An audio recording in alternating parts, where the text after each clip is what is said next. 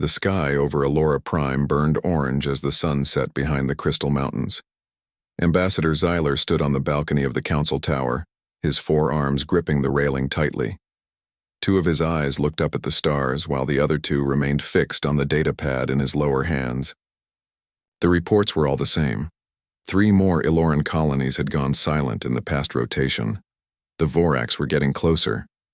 "Ambassador, the council has rejected your proposal again," said Talia, his assistant. Her skin shimmered with anxiety, patterns as she approached. "They believe sending messages to unexplored regions violates the contact protocols." Xyler's skin darkened with frustration. "The protocols will not save us when the Vorax arrive. The Galactic Council sits in endless debate while our worlds fall one by one." "What will you do?" Talia asked. "What I must," Xyler replied. He walked to his private communication chamber and sealed the door. The equipment hummed to life as he bypassed the security protocols. He had prepared this message for days, knowing the Council would never approve. His people were peaceful, their worlds garden paradises. They had never needed weapons or warships. Now that choice would cost them everything. Unless, Xyler recorded, a simple message, translating it into mathematical sequences that any advanced civilization could decode. A plea for help, coordinates, and data about the Vorax. He sent it not to the established civilizations bound by council politics, but to the Forbidden Zones, regions avoided by council races because of their harsh conditions. "May someone hear us," he whispered as the message shot into the darkness of space. 3 light-years away, Council observer Nex watched from his cloaked vessel as the message streaked past. He could have intercepted it, but chose not to. The Council had abandoned the Allorans to their fate, declaring their worlds regrettably lost to the Vorax advance. "Fool," Nex muttered, knowing where Xyler had sent his message. No one lives in those regions. And if they did, they would be savages. Evolved. From Deathworlds, no civilized being could survive. He logged the violation and continued his observation. The deep space listening post on Europa, Jupiter's icy moon, was quiet as always. Commander Olivia Mason sipped her coffee, watching the monitors with tired eyes. 4 months into her 6-month rotation and nothing interesting had happened yet. The alert tone made her jump, spilling coffee on her uniform. "Damn it," she muttered, grabbing a towel. What now? The computer had flagged an unusual signal, structured, repeating, and definitely not natural. Olivia's heart raced as she ran the standard analysis protocols. "Holy shit," she whispered as the preliminary results appeared. The signal contained mathematical sequences, spatial coordinates, and what appeared to be a language matrix. She opened a secure channel to Earth Command. "Sir, this is Commander Mason at Europa Station. I need to speak with Admiral Patterson immediately." "The Admiral is in a meeting, Commander. What's this regarding?" Olivia took a deep breath. "We've received what appears to be an alien distress call." 30 minutes later, she stood before the hastily assembled Joint Chiefs via holographic link, explaining what they had found. "The message repeats a concept our computers interpret as help or assistance," she said. "It includes star charts and what appears to be tactical information about an aggressor species." "You're absolutely certain this is artificial and extraterrestrial?" Admiral Patterson asked. "Yes, sir. No doubt whatsoever." The room fell silent as the implications sank in. Humanity had wondered for centuries if they were alone in the universe. Now they had their answer, and their first contact was a cry for help. "What do we know about the senders?" General Ward asked. The massive hangar of Luna Base buzzed with activity. Ships that had been in standby mode for years were now being prepped for the longest journey humans had ever attempted. Admiral William Carter watched the preparations from an observation deck, his weathered face reflecting both pride and concern. "The retribution is almost ready, sir," said Lieutenant Jack Porter as he approached. "My pilots are running final simulations." Carter nodded. "Good. We'll need your squadron at peak performance. We have no idea what we're flying into." Jack looked out at the fleet.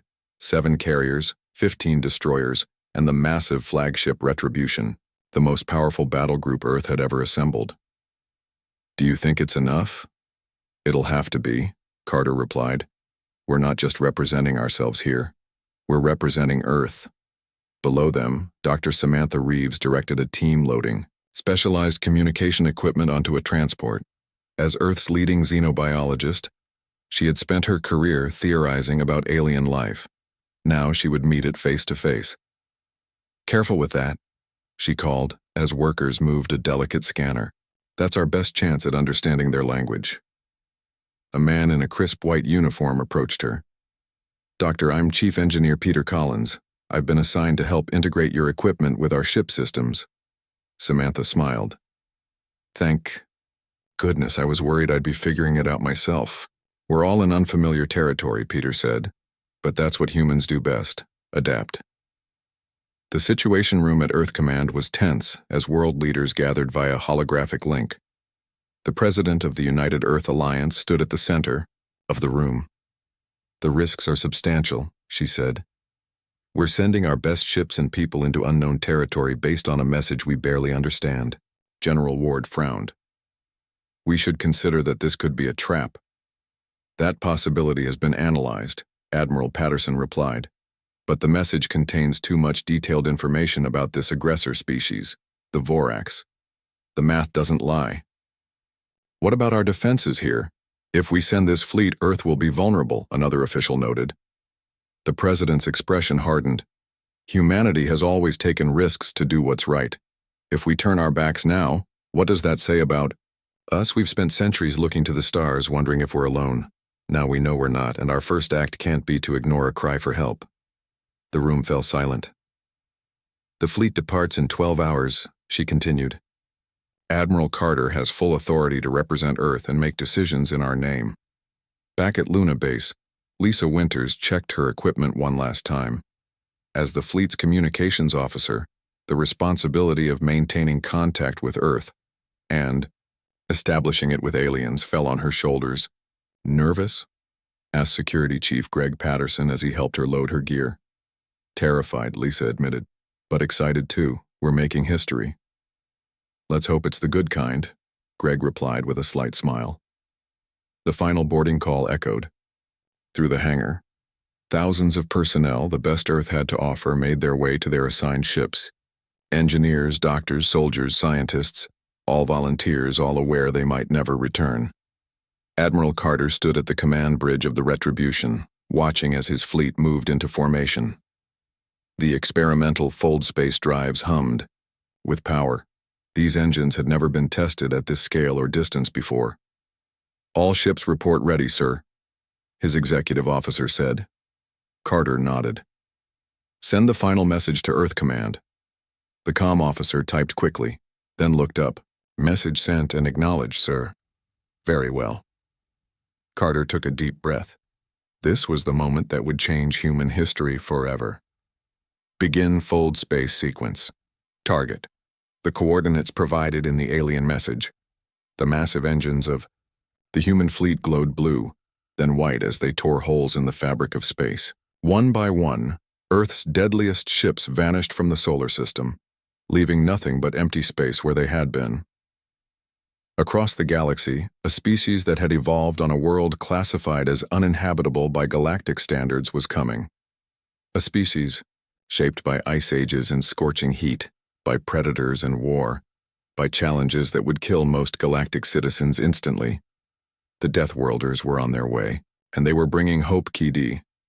"Very little, sir. But we know where they are, and we know they're in danger." Admiral Patterson's expression hardened. "Then we have our answer. Throughout human history, we've had one consistent value. We answer calls for help." "Sir," another officer objected, "we have no obligation to an alien species we've never met." "Don't we?" Patterson replied. "If we ignore this, what does that say about us? Who are we if we hear a cry for help and turn away?"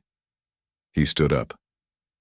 "Commander Mason, prepare a response, and begin calculations for our fastest ships to reach these coordinates."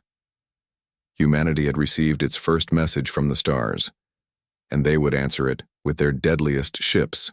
The human fleet emerged from fold space at the edge of the Aloran system. Stars unfamiliar to human eyes filled the view screens. Admiral Carter stood from his command chair, taking in the sight of an alien solar system. "Status report," he ordered. "All ships present and accounted for," his executive officer replied. "Minor power fluctuations on 3 destroyers, but nothing serious." Lisa Winters worked at her communications station, her fingers flying over the controls.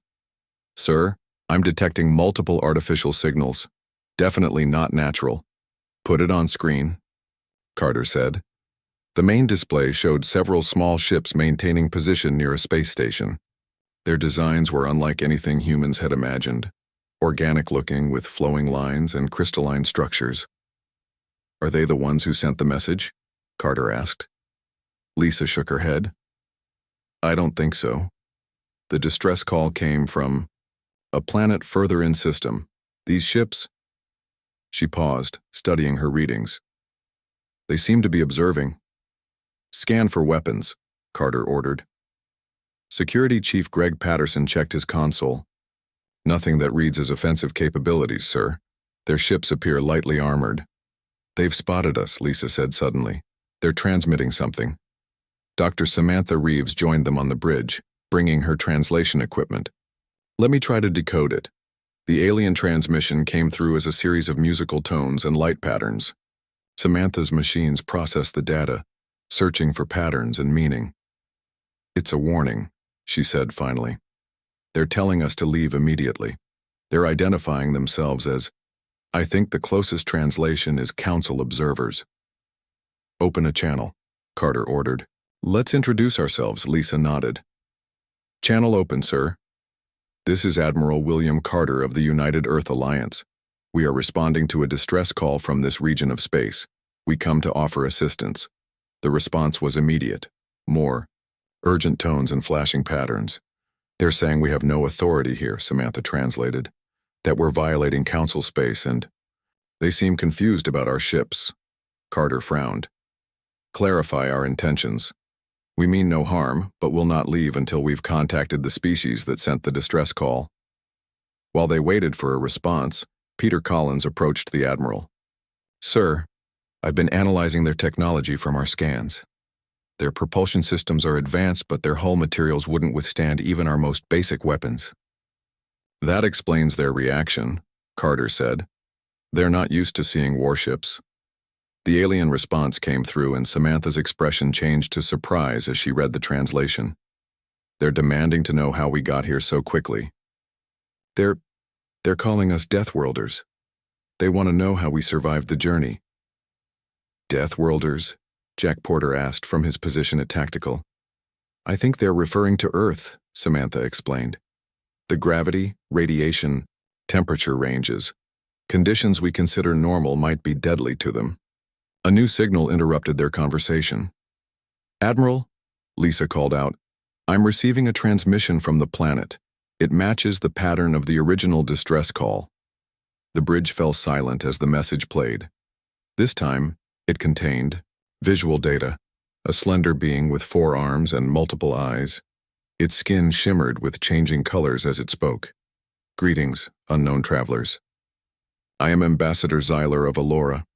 If you have received our message, then you are our last hope. The Vorax fleet approaches our homeworld. In 7 rotations, they will be here. The Council has abandoned us. Please, help us." Carter looked at his crew, then back at the alien's image. "Tell Ambassador Zylar we received his message. Earth has answered, and we've brought our deadliest ships." The transport shuttle descended through Elora's atmosphere. Inside, Admiral Carter, Dr. Samantha Reeves, and Security Chief Greg Patterson prepared to meet the aliens who had called for help. Through the viewport, they saw a world of breathtaking beauty, crystal spires rising from lush forests, with waterways that glowed with bioluminescent life. Oxygen levels higher than Earth, Samantha noted, checking her instruments. Gravity about 60% of what we're used to. We'll feel lighter, stronger here. "No wonder they called us Deathworlders," Greg said. "Earth would crush them." The shuttle landed in a circular plaza surrounded by tall, curved buildings. A group of Alorans waited, their skin shifting through patterns of blue and green. Ambassador Xylar stepped forward as the humans exited their craft.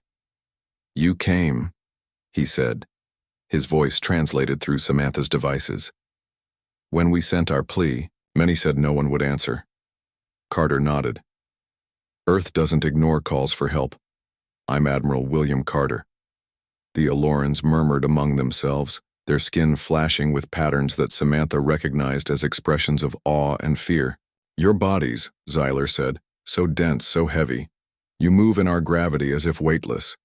The Council said worlds like yours could not produce intelligent life." "The Council was wrong," Carter replied simply. A new group approached. Different. Aliens with metallic skin and formal robes. They moved with obvious discomfort in Alora's gravity. "Council representatives," Xylar explained, his skin darkening. "They arrived after your fleet was detected." The lead council member stepped forward. "I am Observer Nex. Your presence here violates numerous council protocols. You will depart immediately." Carter stood his ground. "We're here at the request of the Aloran people. We don't recognize your authority. You know nothing of galactic politics," Nex said. "The Vorax situation is regrettable but contained. Your interference could destabilize the entire sector." Samantha noticed something in the council member's tone. She leaned toward Greg and whispered, "He's afraid of us." Greg nodded slightly. "Good." Meanwhile, Captain Ryan Morgan led a scouting mission at the edge of the system. His small fast ship carried the best sensors humanity had developed. "Picking up something, sir," his sensor operator said. "Multiple large objects approaching at high speed." "Vorax?" Ryan asked. "Matches the profile Ambassador Xylar provided. They'll reach Elora in 6 days." Ryan studied the readings. "Their numbers are larger than reported, much larger." He turned to his communications officer. "Send this data to the Admiral, Priority 1. Back on the planet, Carter received the information during the diplomatic meeting. His expression remained neutral, but inwardly he felt concern. The Vorax force was 3 times larger than expected. "We need to understand exactly what we're facing," he said to Xylar when they were alone. "Your message mentioned the Vorax have conquered many worlds. How do they fight?" Xylar's skin pulsed with dark colors. "They surround worlds with their ships. They demand surrender. Those who resist are bombarded from orbit until nothing lives. Those who surrender become labor forces, mining their own worlds for resources until nothing remains." "And the Council does nothing?" "The Council?" Xylar hesitated. "They claim containment is preferable to war." Intelligence Officer Diane Hudson, who had been analyzing the Elleran military database, joined them with a datapad. "Sir, I've found something interesting," she said to Carter. "The Vorax have conquered 17 systems, but they all follow the same pattern. They've never faced a species that fights back effectively." "Because no one in this region has warships?" Carter asked. "Exactly. Their tactics are predictable because they've never needed to adapt." Carter nodded slowly, an idea forming. "And they've certainly never faced Deathworlders before." He turned to Xylar. "We need to gather your best warriors and scientists. It's time to create a battle plan." Xylar's skin briefly flashed bright yellow. Hope. "You believe you can defeat them?" "I believe," Carter said, "that the Vorax are about to learn a painful lesson about humanity. We evolved on a world that tried to kill us every day. We survived predators, disasters, and our own wars. And now we're bringing all of that experience to your defense." Above them, Earth's deadliest ships moved into defensive positions around Elora. The Deathworlders were preparing for war. The Council observer vessels moved closer, clearly agitated by this development. "Sir," Greg reported, "the observer ships are attempting to position themselves between us and the planet." "Hold position," Carter ordered. "We didn't come all this way to start a fight with the wrong people." He turned to Lisa. "Arrange transport to the surface. It's time to meet our new friends in person." Behind them, the human fleet hung in space, a display of power unlike anything this peaceful system had ever seen. The Deathworlders had arrived. The largest meeting hall in the Aloran capital was filled with an unusual mix of beings. Humans stood among the taller, more slender Elorans, while council representatives watched from the sidelines with obvious discomfort. Strategic Commander Eric Russell stood before a three-dimensional map of the star system, outlining his plan. "The Vorax expect you to either surrender or try to run," he explained to the assembled Eloran military leaders. "They don't expect you to fight back, and they certainly don't expect us." The map shifted to show the position of the human fleet. The Elorans murmured in appreciation. "Your ships are magnificent," said Eloran Fleet Master Varen. "But the Vorax still outnumber us greatly." "Numbers aren't everything," Eric replied. "We've studied their attack patterns. They rely on overwhelming force, not skill. They've never needed to adapt." Lieutenant Commander Nicole Bennett stepped forward. She had spent the last 2 days working with Eloran Defense Forces. "Your people learn quickly," she said to the assembled aliens. "We've already begun training your fighters in tactics the Vorax won't expect." In another part of the city, Dr. Alan Brooks worked with Eloran scientists to modify the human fleet's weapon systems. His theory about Vorax shield technology had proven correct. They had a critical weakness that could be exploited. Their energy shields operate on a frequency band we can disrupt, he explained to Peter Collins. "We need to recalibrate our main weapons to hit that precise frequency." Peter nodded. "I'll get my engineers on it immediately. We'll have the whole fleet ready in 48 hours. Meanwhile, Captain Steve Jackson led a special operations team to place quantum sensors throughout the system. Their small, stealthy ship moved silently between the outer planets, deploying devices that would give the defenders complete battlefield awareness. "Last one in place," reported his navigator. "The network is online." Steve checked the sensor readings. "Good. Now the Vorax won't be able to surprise us."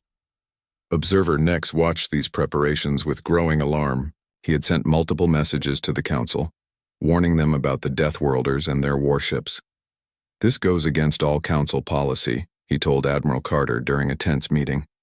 "War is not our way."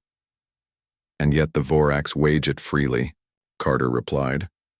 "How many worlds have been lost while the Council debates?" "You don't understand our methods," Nex insisted. "We contain threats through diplomacy and isolation." "How's that working out for the 17 worlds the Vorax have already conquered?" Carter asked. When Nex remained silent, he continued, "We have a different approach." Back on the Retribution, Jack Porter prepared his fighter pilots for battle. They had been running simulations based on Vorax ship designs. "Their fighters are larger and more heavily armed than ours," he told his squadron. "But they're also slower and less maneuverable. In Elora's gravity well, we'll run rings around them." One of his pilots raised a hand. "What about their capital?" "Ships? Big targets," Jack said with a smile. "Just the way we like them." Lisa Winters monitored communications from her station on the bridge. "Admiral, I'm picking up a lot of chatter. The Vorax are 3 days out and transmitting on all frequencies." "What are they saying?" Carter asked. "Standard surrender demands," Lisa replied. "They're listing all the worlds they've conquered. It's meant to intimidate." Carter nodded. "Send this response. This is Admiral William Carter of Earth. The planet Elora is under our protection. Any hostile action will be met with full force." Lisa sent the message. The response came almost imminently. The Vorax arrived with the rising of Elora's sun. Their ships darkened the sky above the planet, hundreds of them, moving in perfect formation. The largest vessel, nearly twice the size of the Retribution, took position at the center of their fleet. "Vorax command ship identified," Greg reported from his security station. "They're launching fighter craft." Admiral Carter stood on the bridge, his face calm despite the odds they faced. "All ships battle positions. Fighters launch when ready." Throughout the human fleet, pilots raced to their ships. Lieutenant Jack Porter led his squadron toward the launch bay of the carrier Dauntless. "Remember your training," he told his pilots over the comm. "They've never faced anyone who fights back effectively. We have the element of surprise." The Dauntless shuddered as Vorax weapons fire impacted its shields. Jack's fighters launched into space, small and fast compared to the larger alien ships. "Stay in your wing pairs," he ordered as they accelerated toward the enemy. Target their engines first. The quantum sensor network gave the human forces complete battlefield awareness. They could see every Vorax ship, every movement. The Alorans, watching from their cities below, held their breath as the first true battle in their history began. On the Retribution, Carter received reports from across the battlefield. "Sir, the Vorax are targeting our carriers first," his tactical officer reported. "As expected," Carter replied. "Bring us about. Target their command ship." The Retribution moved with surprising speed for its size. Its main weapons, modified according to Dr. Brooks's specifications, powered up. "Fire," Carter ordered. Beams of concentrated energy struck the Vorax command ship. For a moment, nothing happened. Then the alien vessel's shields flickered and failed. A second volley tore into its hull. "Direct hit," the tactical officer called out. "Their shields couldn't handle our recalibrated weapons." In space, Kate Morris piloted her fighter through a swarm of Vorax vessels. The alien ships were larger and more heavily armed, but moved like they had never faced an agile opponent. "I've got a lock on their engine section," she reported. "Firing now." Her weapons found their mark. The Vorax ship's engines exploded, sending it spinning out of control. "Nice shot, Morris," Jack said over the comm. "All fighters target engine sections. The modified torpedoes work." The battle raged across the system. Human destroyers engaged Vorax cruisers at close range, while the carriers launched wave after wave of fighters. The Alorans, trained by Nicole Bennett, provided support in their smaller vessels. On the planet below, Medical Officer Frank Wilson worked frantically in a makeshift hospital. When a Vorax missile had penetrated the defenses and struck an Eloran city, he had volunteered to help the wounded.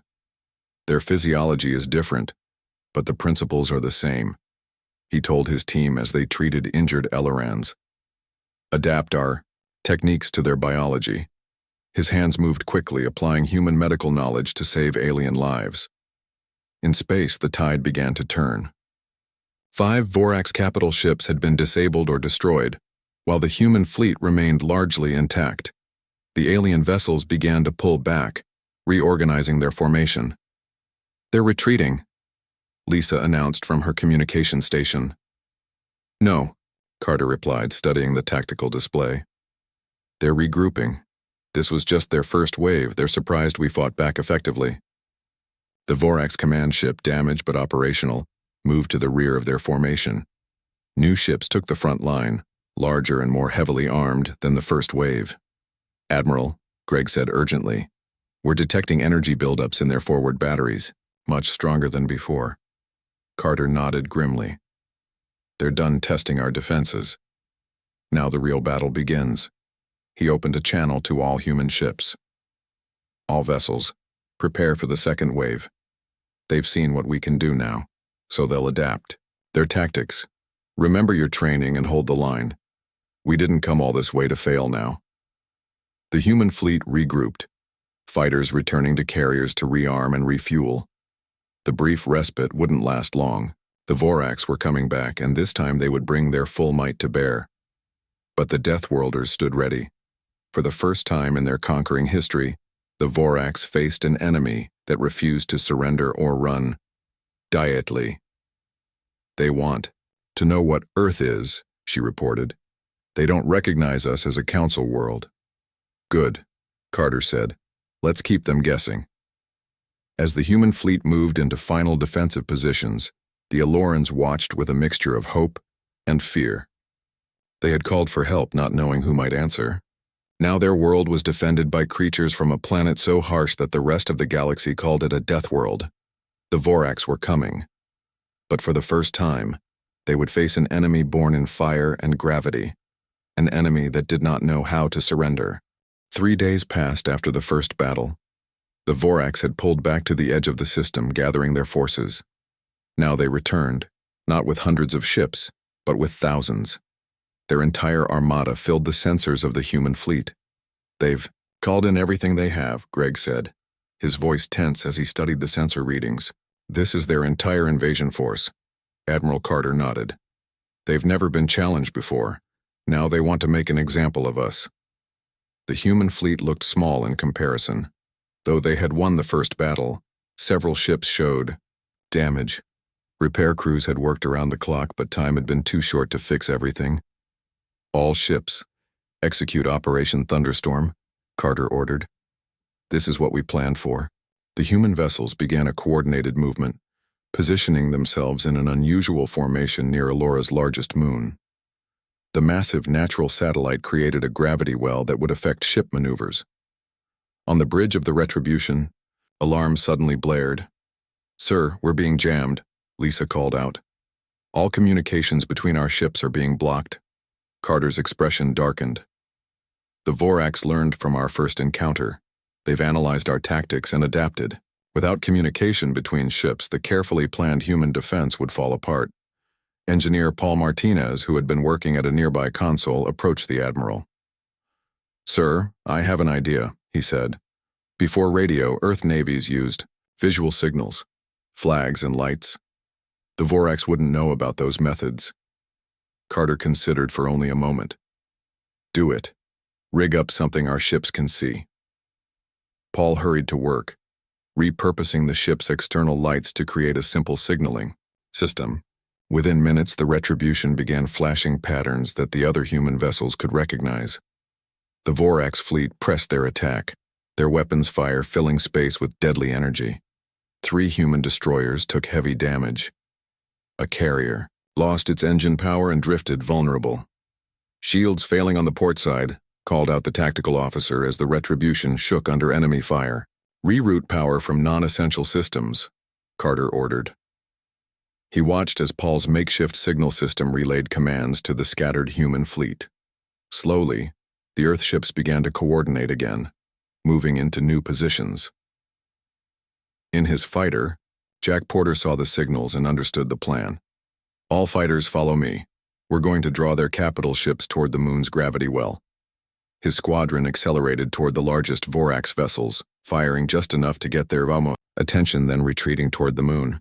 The massive enemy ships followed, eager to destroy the annoying smaller craft. "They're taking the bait," Jack reported, watching the enemy ships follow his squadron into the trap. Admiral Carter nodded. Now, the human destroyers that had been hiding behind the moon emerged, catching the Vorax ships in a crossfire.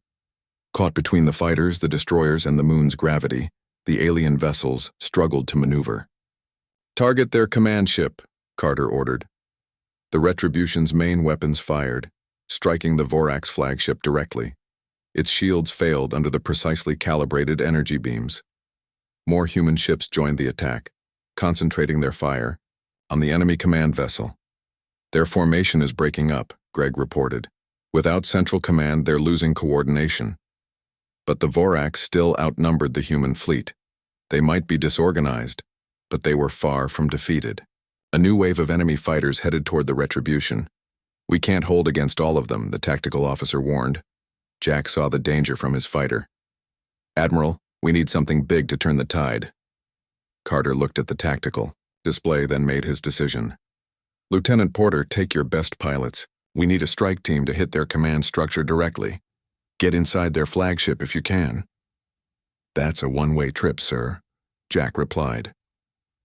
Jack Porter's fighter squad weaved through enemy fire, their small ships moving with a speed and agility that shocked the Vorax. Behind them, the human fleet continued its assault, drawing attention away from the 6 tiny fighters heading for the massive Vorax command ship. "Stay in formation," Jack ordered as energy beams lanced past his cockpit. "We only get one shot at this." They approached a damaged section of the Vorax flagship where its shields had failed. Jack checked his sensors. "There. That looks like a landing bay. Follow me in."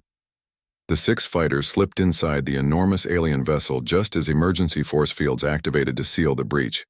They landed in a cavernous hangar filled with Vorax ships. "Seal your suits," Jack told his pilots. "We move on foot from here." Armed with weapons designed by Dr. Brooks to disrupt Vorax technology, the humans moved through the ship. The aliens they encountered were tall, with armored exoskeletons, but moved slowly in their own ship's artificial gravity, a gravity that the humans, born on a heavier world, handled with ease. "The central command should be 50 meters ahead," Jack said, consulting the schematics Diane Hudson had pieced together from intelligence reports. Outside, the battle raged. The Retribution took heavy damage as it engaged 3 Vorax cruisers. Admiral Carter stood firmly on the bridge as systems failed around him. "Hull breach on decks 5 through 8, reported the damage control officer. "Seal those sections," Carter ordered. "Keep our weapons online at all costs." On the planet below, Ambassador Xyler watched the space battle through a telescope. His skin had turned a deep blue, the Aloran color of sorrow. "So much destruction," he said to Samantha, who stood beside him. "All because we asked for help." "This is what humans do," she replied. "We answer calls for help no matter the cost." Inside the Vorax flagship, Jack's team reached the central command center. The massive doors were sealed shut. "Plant the charges," Jack ordered. The specialized explosives would disrupt the door's locking mechanism without causing a catastrophic breach. The charges detonated with a dull thump. The doors slid open, revealing a chamber filled with Vorax commanders. In the center stood a being larger than the others, the supreme commander of the Vorax forces. The alien's voice boomed through translator devices. "Deathworlders, you dare to invade my ship?" "We dare a lot more than that," Jack replied. He activated the device Dr. Brooks had given him, a transmitter that would connect directly to the Vorax command systems. "Now!"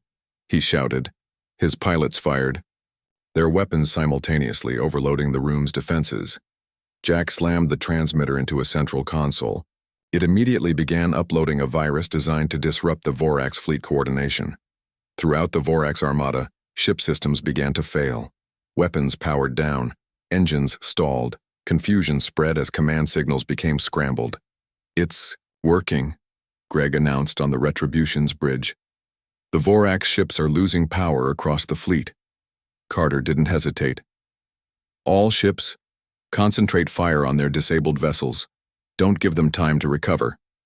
The human fleet, though, damaged, launched a coordinated assault on the suddenly vulnerable Vorax ships. One by one, the massive alien vessels went dark or retreated. Inside the Vorax flagship, Jack and his team fought their way back to their fighters. "Mission accomplished," he reported as they launched. "Get clear of the flagship. It's losing. Power fast." The 6 fighters streaked away from the massive vessel as its lights flickered and died. Without its command ship, the Vorax fleet fell into disarray. Some vessels continued fighting, but most began retreating.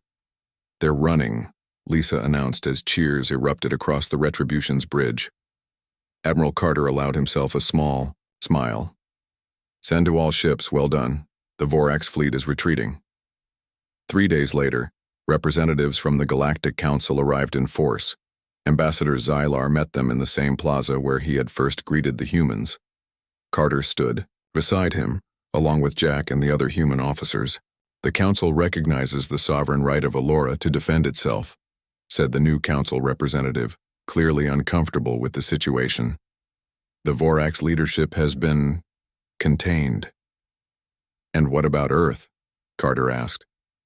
"Will the OI Council recognize us as well?" The Council member hesitated.